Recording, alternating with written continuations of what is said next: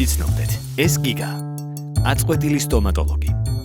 ცხოვრობს პანორამა ქუთაისის უმშვენიერესი ხედით აპარტამენტში და საკუთარი კლინიკისთვის ამავე კორპუსის პირველ სართულზე რამდენიმე დღეა იქირავა კომერციული ფართი.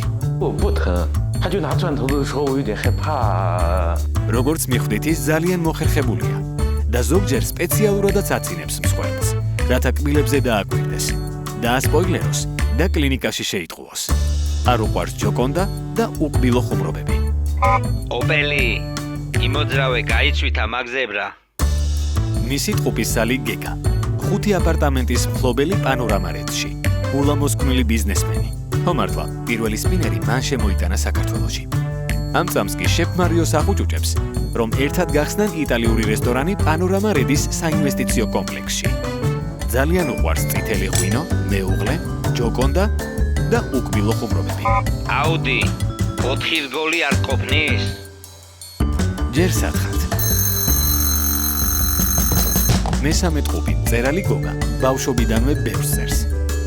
ახლა წერს მემუარებს, ლექსებს. და გაწვიმდა. ცხოვრობს დასავლეთ საქართველოს ყველაზე დიდ მოლთან, პანორამა გარდენსში. და როგორც ჩანს, მისი მრიცხველიც ძალიან ბევრს წერს. ქუთაისში ყველაზე გამწვანებულ ბინაში დღისით ყვავილებს რწყავს.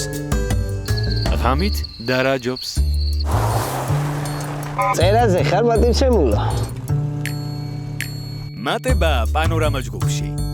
გიგა, გეგა და გოგა ახალ ოჯახის წევრს ელოდებიან. გილოცავთ, გოგო. იყავი გამორჩეული, იცხოვრე პანორამაში.